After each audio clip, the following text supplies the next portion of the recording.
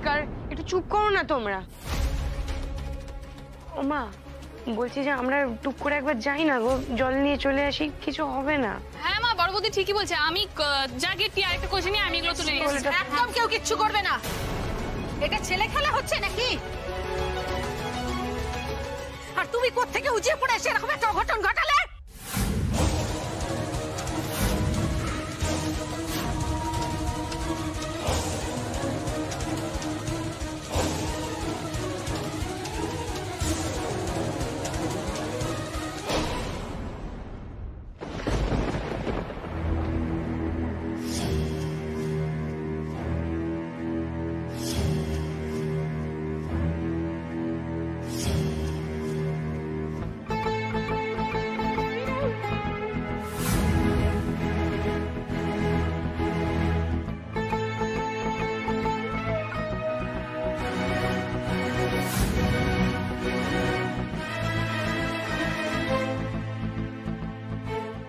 দাস, নিজের সর্বনাশ তুমি নিজেই ডেকে আনলে।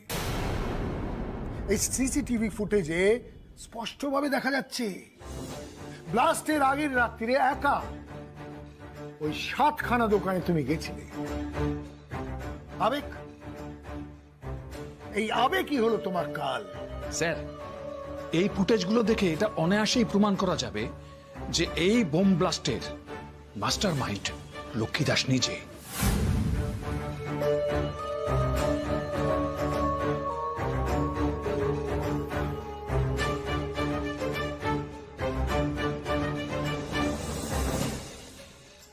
লক্ষ্মী দাস, আজ সন্ধ্যাবেলা খুব একটা শুভ হবে না তোমার জন্য। ভেবেছিলে তো আমার মেয়ের বিয়ে দেবে, কিন্তু না, আজ রাতে তোমার ছেলের মাথায় টোপর উঠবে না, তোমার হাতে হাত কড়া পড়বে। চুপ করে থেকো না। তুমি এটা কি করলে বলো আমাকে? লক্ষ্মী দি, আমি কি তুমি করছো? হ্যাঁ, তুমি কি করছো বলো?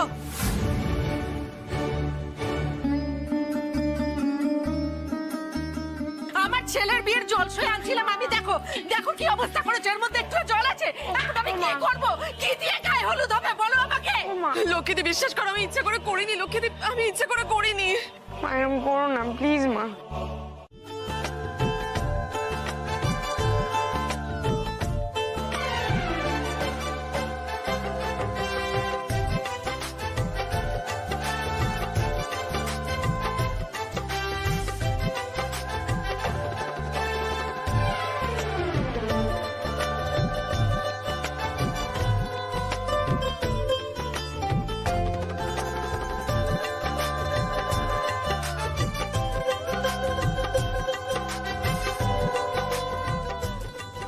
ছেলেকেও বলেছি, তোমাকেও বলছি, অন্যের দায়িত্বের রং তোমার গায়ে লাগতে চলেছে।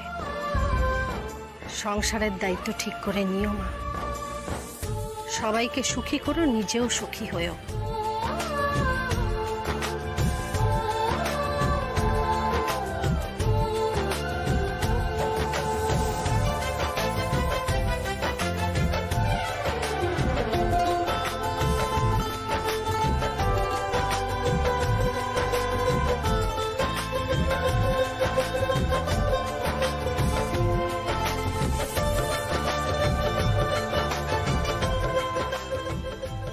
কথা বলি, সংসারের চাপে যেন জীবনের বয়সটা না বেড়ে যায় মা।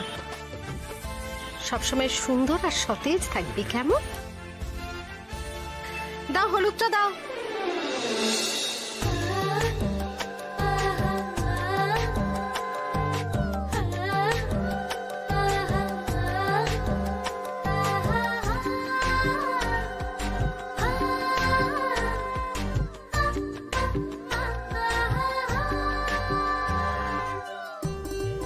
সোনালি, তুমি প্রথমে দেবে এবং তারপরে তোমার সঙ্গে সবাই দেবে, কেমন? যাও।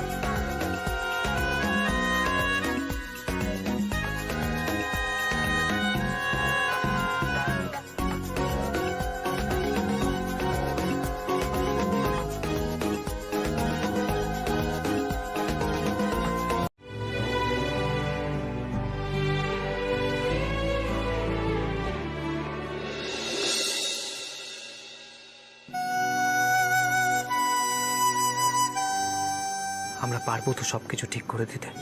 অবশ্যই পারবো, আমাদের পারতেই হবে।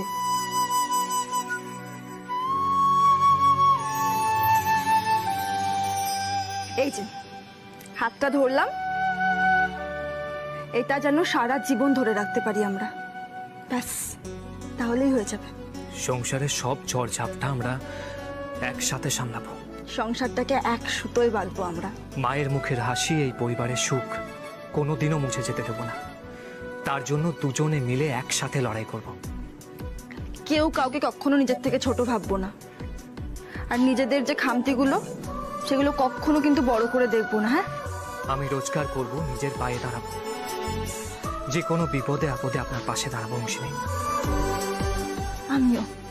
আমি লক্ষ্মীদির পাশে থেকে ভিলেজ স্টোর্স আর লক্ষ্মী ভান্ডারকে আবার দাঁড় করাবো। আমি আপনাকে ভালোবাসবো। মন একে একে দুই, একাকার আমি তুই, আর না চোখ ফিরিয়ে একটু হাস। কি হলো, থেমে গেলেন কেন বলুন? নেই মনে কি কিছুই। দিদি ভাই কিন্তু খুব ভারী হয়ে গেছিস, মানে লক্ষ্মী দিয়ে এবি খাওয়াচ্ছে না? সঙ্গে শাড়ির ওজনও তো আছে রে। আমার সন্দেহ হচ্ছে।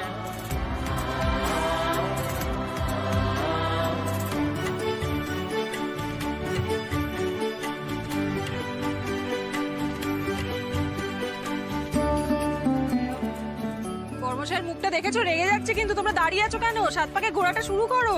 আরে সিরিয়াসলি আমার দুলাল কুমার কিন্তু মারাত্মক পরিমাণে রেগে যাচ্ছে। তোমার অপবাদটা ঘোচানোর জন্য তো উদ্গ্রীব হয়ে উঠেছে, তাই না? হ্যাঁ হ্যাঁ, দাঁড়িয়ে আছো কেন? ঘোরা ঘোরা ঘোরা ঘোরা।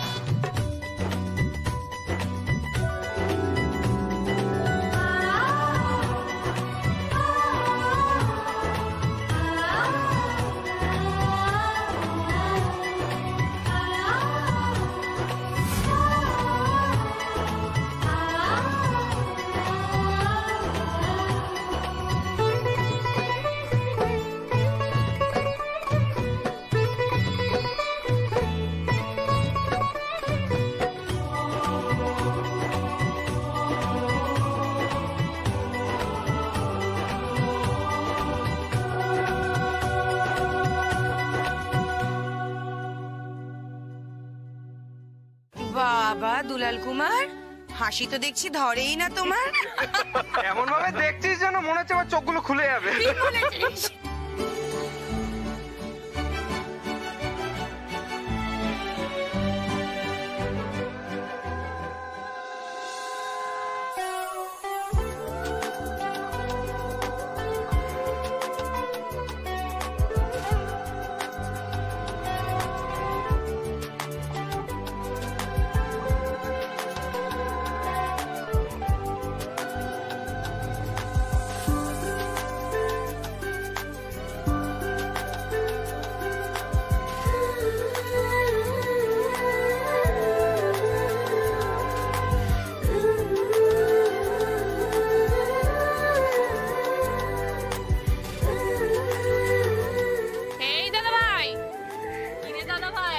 তুই এমন ভাবে তাকিয়ে আছিস, আবার ভিমড়ি খাস না জানো?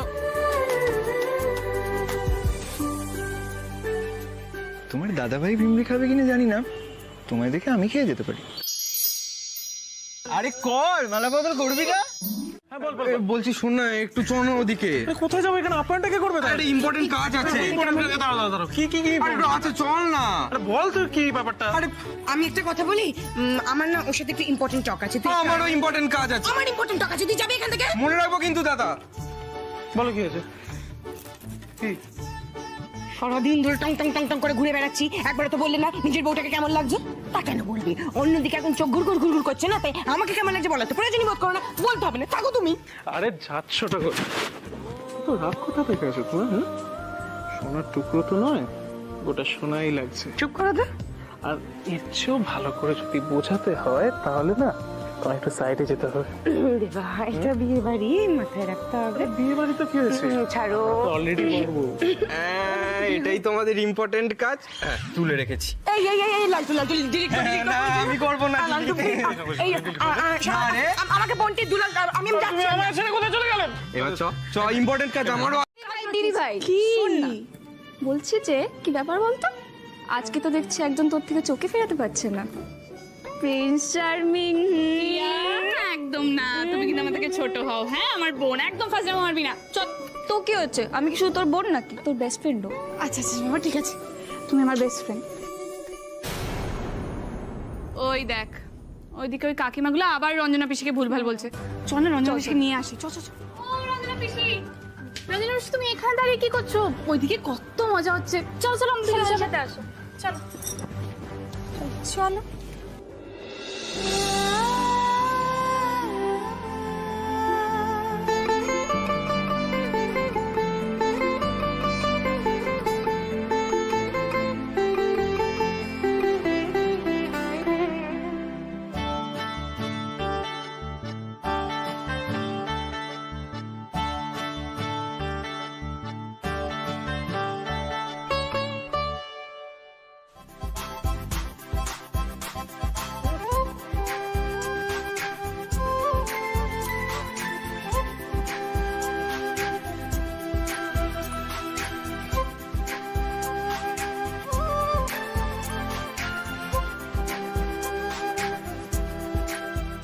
এবার কন্যা সম্প্রদান কে করবে তাকে ডাকুন।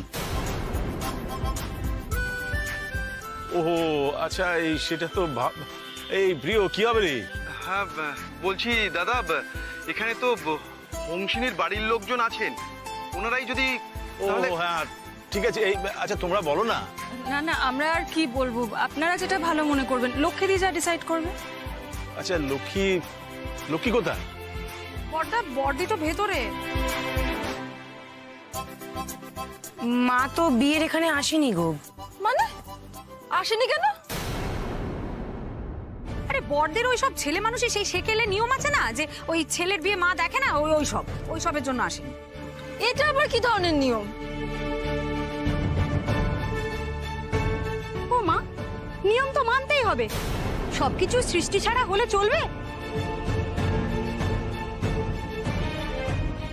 শোনা, বলছি বর্দি কি এবার সম্প্রদানও করবে? মানে নিজের ছেলের বউয়ের সম্প্রদান শাশুড় করবে নিজের ছেলের হাতে? কি হচ্ছে সব? আর কত রঙ্গ দেখতে হবে কে জানে। আগে জানলে ভুলেও আসতাম না বিয়ের এখানে।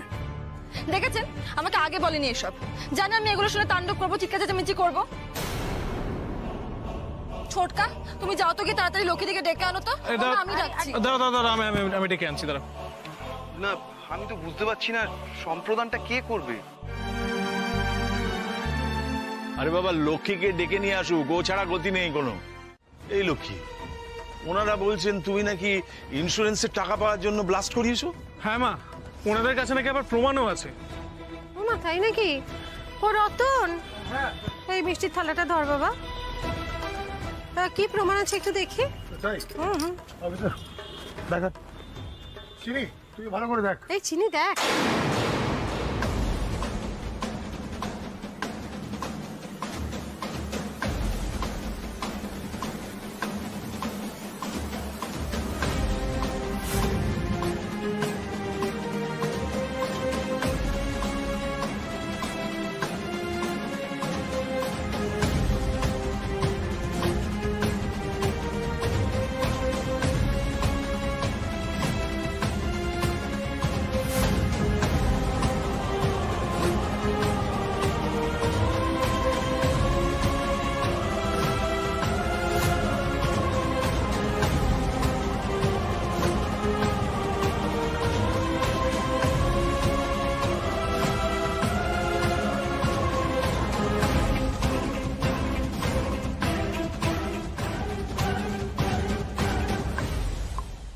লক্ষ্মী, তুমি আগের দিন রাতে দোকানগুলোতে গিয়েছিলে একা? হ্যাঁ, তাতে কি হয়েছে? বলনি তো কেন গেছিলে? এবার কেন গেছিলেন চিনি শুনলাক, তার উত্তরও পাবি। দেবেন এরা অফিসার। এই তোমরা দিকে এসো।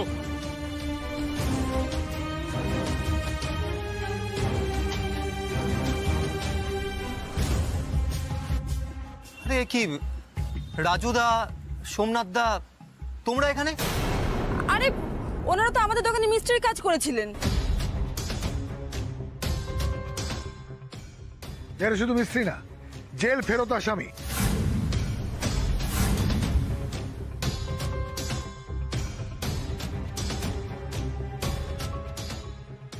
অফিসার আপনি তো আমাদের বলেননি এসব। উনি কি বলবেন? বললাম না, এই কেসের চার্জে রয়েছে আমি। উনি লোকাল পুলিশ এসেছেন। তোমরা বলো, কি বলবে বলো। আরে কেন ভয় পাচ্ছ? কাউকে ভয় পাওয়া দরকার নেই, বলো বলো। হ্যাঁ স্যার, এই লক্ষ্মী দাসী আমাদের সঙ্গে যোগাযোগ করেছিল, আমাদের বলেছিল দোকানে বোম ব্লাস্টিং করাতে হবে। দোকানে সেই জন্য মিস্ত্রির কাজও দিয়েছিল, যাতে আমরা অনায়াসে যাতায়াত করতে পারি, বোম ফিটিং করতে পারি। টাকাও অ্যাডভান্স করেছিল। আর স্যার, বোম ব্লাস্টের আগের দিন উনি রাত্রে দোকানে এসেছিলেন এটা দেখতে সব ঠিক আছে কিনা, আর একথাও বলেছিলেন কাজ হয়ে গেলে বাকি টাকা দেবে।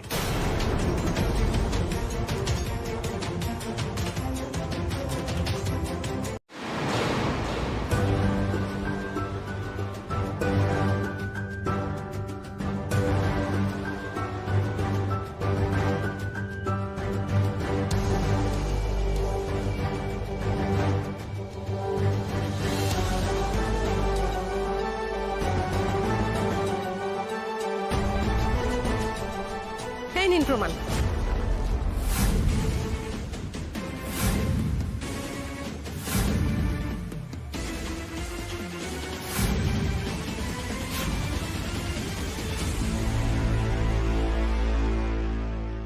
আমি বুঝতে পারছি না, একটা ফোন নিয়ে এসে এসব কি নাটক করছেন লক্ষ্মী দাস? অফিসার উনি কথা বলে সময় নষ্ট করছেন, কথা শুনবেন না, গাড়িতে তুলুন। আচ্ছা নি, তুই আমার সাথে আয়। আরে বাবা দাঁড়ান, আপনাদের ধৈর্য তো খুব কম, ব্যায়ামেশ আপনার তো খুবই কম।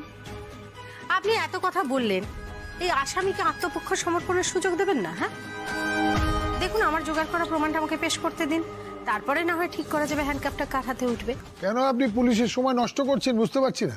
বাবা, বেআই মশাই এত সুন্দর করে গল্প সাজিয়ে বললেন, আর আমি আমার কথাটা বলার সুযোগ পাবো না? আসামি তো বলার সুযোগ পায় স্যার। দেখুন, ওনার মেয়ে হংসিনী আর এই লক্ষ্মী দাসের পিরিতটা উনি কোনোভাবে মেনে নিতে পারছিলেন না। দ্বিতীয় কথা হলো, ওনার মেয়ে দুম করে গিয়ে আমার ছেলেকে বিয়ে করে ফেললো, সেটা হলো আরো বড় মুশকিল। আমার ছেলে ওনাদের যোগ্য নয়, আমার ছেলে বেকার, টাকা পয়সা রোজগার করে না, সেটা ওনার গা জ্বলে যাওয়ার আরেকটা কারণ। উনি চাইছিলেন ওনার মেয়ের বিয়ে রণজয়ের সঙ্গে হোক, সে চোর চোট্টা চিটিংবাজ যাই হোক না কেন, তার পয়সা আছে, সেটা হলো না। ওনার এই জেদের জেরে ওনার মেয়ে হাতছাড়া হয়ে গেল, সেটা ওনার আরেক রাগের কারণ। তারপরে হলো ওনার আইডিয়া নিয়ে এই লক্ষ্মী দাস ব্যবসা করতে যাচ্ছে, ব্যবসা বড় করতে যাচ্ছে, সে ভিলেজ স্টোর্স করবে, এটাতে উনি আরো রেগে গেলেন। আপনার মেয়ে তো আপনার মতোই জেদি বেআই মশাই, আমি কি করবো বলুন? আরে ওটা তো আমার আইডিয়া ছিল, ওটা তো আমার ব্রেন সেল ছিল, ভিলেজ স্টোর। সেই জন্যই তো তোর জেদটাকে আমি মেনে নিয়েছিলাম। লক্ষ্মী দাস, বেকার হুঙ্কার দিচ্ছেন বেআই মশাই। আপনাকে দেওয়ার মতো ডায়লগ আমার প্রচুর আছে, যেমন এক্ষুনি বলবো চোরা না শোনে ধর্মের কাহিনী। আপনাকে এত কথা বলা হচ্ছে, আপনার গায়েই লাগছে না? আসলে উনি ওনার মেয়ের বিজনেস আইডিয়া চুরি করে সেটা ওনার বড় ছেলের ঘাড় দিয়ে চালিয়ে ওনার বিজনেসটাকে দাঁড় করাতে চাইছিলেন। আমরা সেটা হতে দিইনি, আমরা সেই আইডিয়াটাকে নিয়ে বিজনেসটা বাড়াতে চেয়েছিলাম, এটাই ওনার রাগের কারণ। আপনারা মহা কুচুটে লোক মশাই। আপনি দেখলেন আইডিয়াটা আপনার হাতছাড়া হয়ে গেছে, এখন কিছু করেনি। কি আছে? আপনার টাকা আছে, সেই কাঁড়ি টাকা দিয়ে আপনি দিলেন আমাকে একটা বাঁশ, আমার 7টা দোকান উড়িয়ে দিলেন।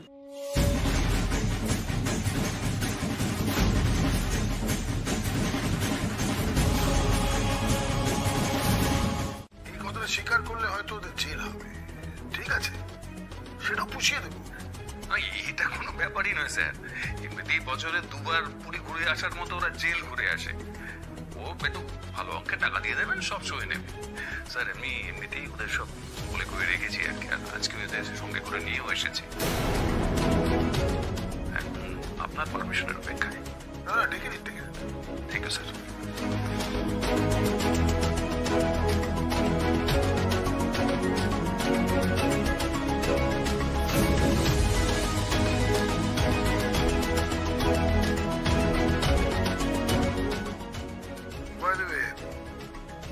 যখন পুলিশ সবার সামনে জেরা করবে তখন স্বীকার করবে যে লক্ষ্মী দাসের কথায় তোমরা সেই ব্লাস্টগুলো করিয়েছো। ঠিক আছে? ওকে স্যার, ওকে। আর এই নিয়ে চিন্তা করবে না, তোমাদের কাজে আমি খুব খুশি। আমার কাজ যখন করেছো তোমাদেরও আমি দেখবো, অসুবিধা নেই। আর বেশি দিন জেলে থাকতে হবে না, খুব তাড়াতাড়ি বার করে নিয়ে আসবো। ঠিক আছে, চিন্তা করো।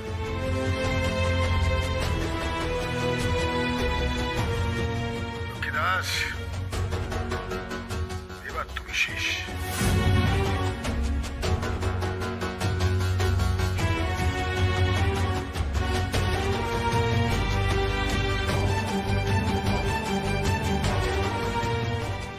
দীপ্ত, থ্যাংক ইউ। ওকে আজ আমি মেরেই ফেলবো। আরে আপনি একটু তো লজ্জা করুন। আপনার ছেলের গায়ে হাত তুলে আপনার মাথাটাই নিচু হবে, সেটা ভাবছেন না? এই একদম বাড়াবাড়ি করবেন না আপনি, চুপ করে থাকুন। তুই ঘর থেকে পেলি এই ভিডিও দীপ্ত? বাবা, তুমি যখন একদিন ঘুমোচ্ছিলে আমি তোমার ঘরে ঢুকেছিলাম। তোমার ঘরের ড্রয়ার থেকে তোমার অফিস কেবিনের অ্যাক্সেস কার্ডটা আমি চুরি করি।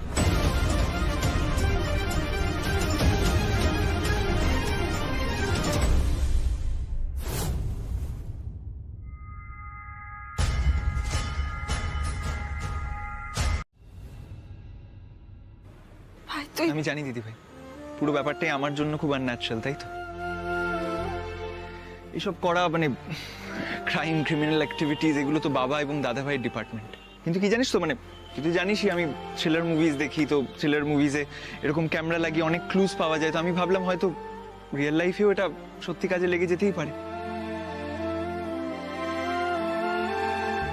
এবং সেটাই হলো বাবা।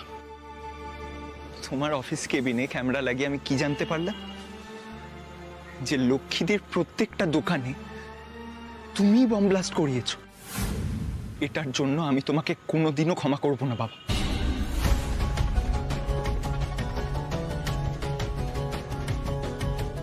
এতদিন আমি শুধু তোমার উপর রাগ করতাম, খুব ঘেন্না হচ্ছে গো, ঘেন্না হচ্ছে। আমি চাই না তোমার মুখটা দেখতে, আর চাই না। প্লিজ চিনি, প্লিজ। তুই কেন কষ্ট পাচ্ছিস বলতো এই লোকটার জন্য? আমার দিকে তাকা, তুই একদম ভেঙে পড়বি না। শুনছিনি, এবার থেকে তুই তোর নিজের পরিচিতিতে বাঁচবি। ভুলে যা যে তুই কোনোদিনও ওই সোমশঙ্কর রায়চৌধুরীর মেয়ে ছিলি।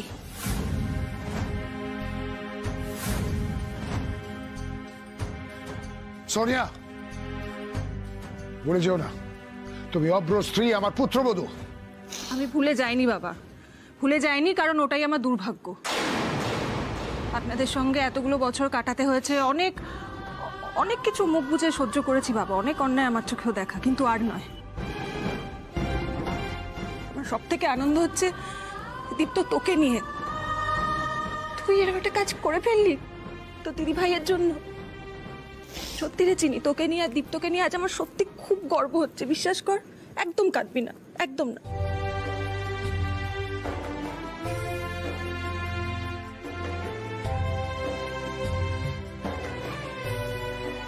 দেখুন সোমশঙ্কর বাবু, শুধুমাত্র এই কারণটার জন্য আজকে আমি সবার সামনে সবকিছু স্বীকার করলাম। কিছুক্ষণ আগে বৌদির সাথে যখন আমার ঘরে দেখা হলো,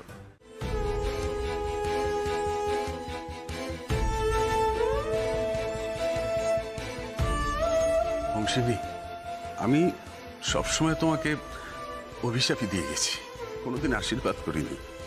অবশ্য তোমাকে আশীর্বাদ করার যোগ্যতা আমার নেই, তবে মেজকা বলে যখন ডেকেছ, একটা অনুরোধ করবো মা। বলো না মেজকা।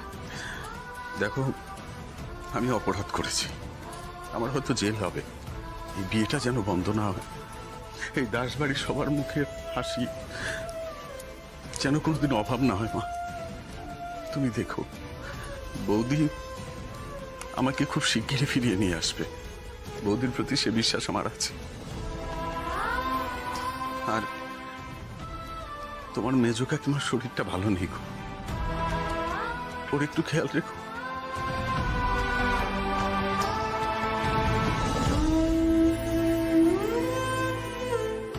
অংশিনী, দুলাল এসো, সোনালি এসো, এসো, সবাই এসো, এসো। মানে আছে বলো তো রঞ্জনা? হ্যাঁ, তুমি একা মানুষ, এতগুলো মানুষকে রাত বেড়েতে ডেকে এনে ঝক্কি বাড়ানোর কোনো মানে হয়? আরে ঝক্কির কি আছে লক্ষ্মীদি? দুলাল আর হংসিনীকে তো তুমি কালকে সকালে বরণ করে দাসবাড়িতে তুলবে, তার আগে তোরা বাড়িতে ঢুকতে পারবে না। তা সারা রাত কোথায় থাকবে? ওই বিয়ের মণ্ডপে? তাই আমি আমার বাড়িতে নিয়ে চলে এলাম। এটা কিন্তু রঞ্জনা একদম ঠিক কথা বলেছে। না, হাজার হোক আমাদের দুলালের আসল বিয়ে বলে কথা, বাসর জাগা, নাচ গান এসব তো একটু হবে না। মানে পরিস্থিতি যতই কঠিন হোক,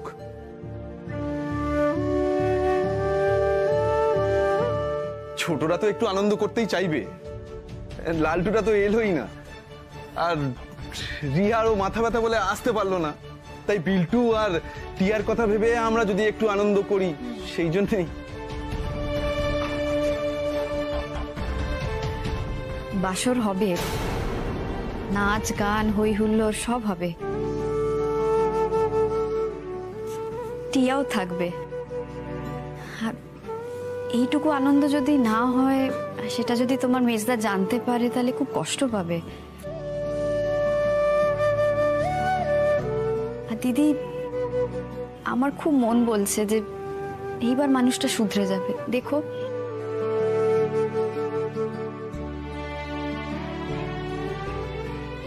আর সেই আনন্দেই না হয় আজকে আমরা সবাই মিলে আনন্দ করি। আচ্ছা ঠিক আছে, বুঝলাম, কিন্তু লক্ষ্মী আমরা দুজন এখানে কি করছি? না আমরা তো শ্বশুর শাশুড়ি, আমরা বাসর ঘরে কেন থাকবো? চলো চলো চলো। আমরা কি বুড়ো নাকি ঢং? এখানে বসে আমরা হচ্ছে মডার্ন শ্বশুর শাশুড়ি, আমরা সব জায়গায় থাকবো। ছেলে আর ছেলের বউ বিয়ের আগে থেকে বাড়িতে থেকে লিভ টুগেদার করে আমাদের চোখের সামনে ফাটিয়ে দিল, সেই সব মেনে নিলাম। আর এখন নাকি আমরা বাসরে থাকবো না। বাবা, তুমি লিভ টুগেদার মানে জানো নাকি? এই শোন, গোবিন্দভোগ চালের কত টাকা দাম? রণবীর কাপুরের সঙ্গে বিয়ে হওয়ার পর আলিয়া ভাটের কমাস চলছে। কেন, এর মধ্যে ভুল কি আছে? বিয়ে হলে তো বাচ্চা হবে। সব বলতে হবে? হ্যাঁ, আমি কি তোর আঙ্কেলের মতো নাকি? আমি রবীন্দ্রনাথ ছাড়া কিছু জানি না, আমি হিন্দি গান শুনি না, আমি সব কিছুতে আছি। আমি হচ্ছে বিল্টু বাবা কি বলে, উইকিপিডিয়া। উইকিপিডিয়া উইকিপিডিয়া আমি হচ্ছে চলতা ফিরতা উইকিপিডিয়া, বুঝেছো? আমার মনে হয় তো superstar. Superstar superstar superstar superstar superstar superstar.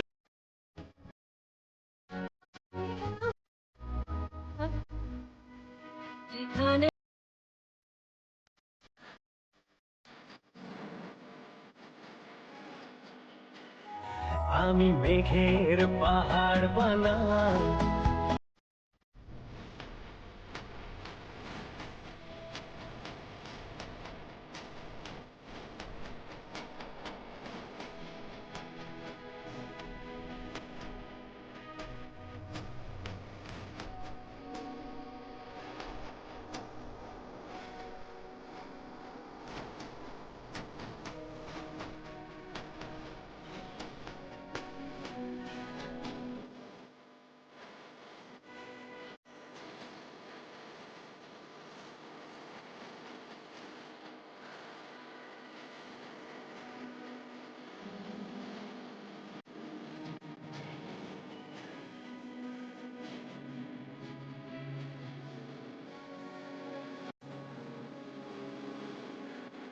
তোমাকে মেলা থেকে দেব নিরালাবাসী, দুজনে জান দিয়ে ভগবান ফাঁসি।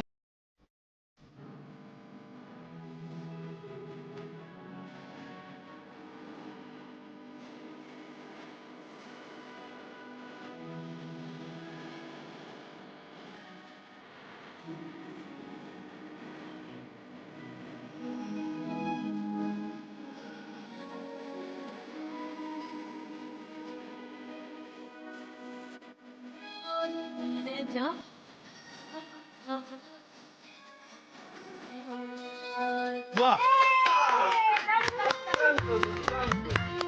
খুব ভালো খুব ভালো খুব ভালো। এবার আঙ্কেল, আমি? তুমি এবার। আরে কি আশ্চর্য, শেষ রাত, এই বুড়োটাকে ছাড়া তোমরা আর কাউকে পেলে না? যা বাবা, তুমি বুড়ো কোথায়? না না আঙ্কেল, গাইতে হবে, জানি না কিছু, ব্যাস। আরে আমার কিছু মনে পড়ছে না, আমি কি করবো, হুট করে এরকম বললে আমি। দেবদা দেবদা শোনো না, এবারে শারদ সংখ্যায় তোমার যে প্রেমের কবিতাটা বেরিয়েছে ওটা বলো না।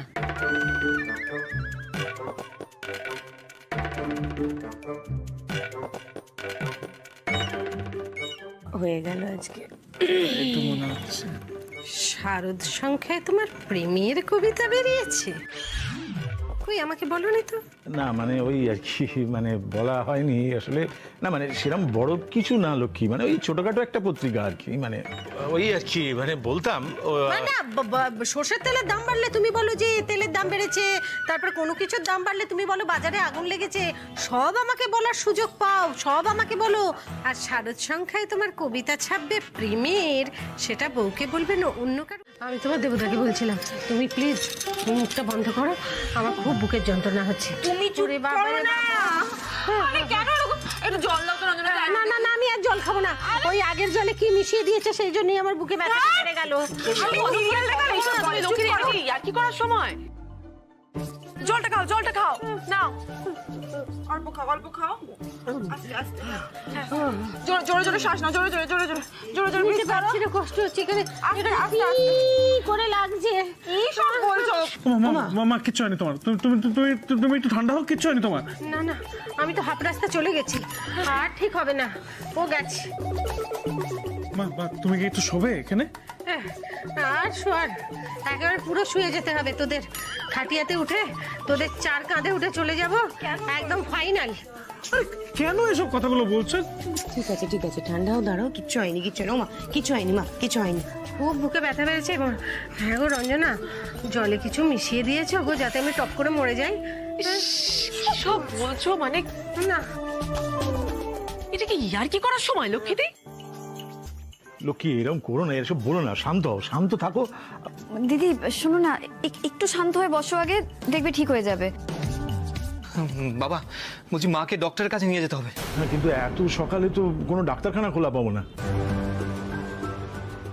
দাদা ঘোষাল ডাক্তার তো সকালেই চেম্বার খোলে, আর বাড়িতেই তো চেম্বার, ওর কাছে গিয়ে দেখলে একবার হয় না? হ্যাঁ হ্যাঁ তাই তাই তাই বোধহয় উচিত হবে এখন। হ্যাঁ ভোরের আলো তো ফুটে গেছে, যাই আমি বরং ঘোষাল ডাক্তারের চেম্বারেই যাই। হ্যাঁ এই প্রেসক্রিপশনটা ধরুন, ঠিক মতো ওষুধ খাবার টাবারগুলো ঠিক মতো টাইমলি খাবে না? ঠিক আছে, থ্যাংক ইউ ডক্টর। সরি আসলে এত সকালবেলা ডিস্টার্ব করলাম, এত টেনশনে পড়ে গেছিলাম না। ওটাই তো আমার কাজ।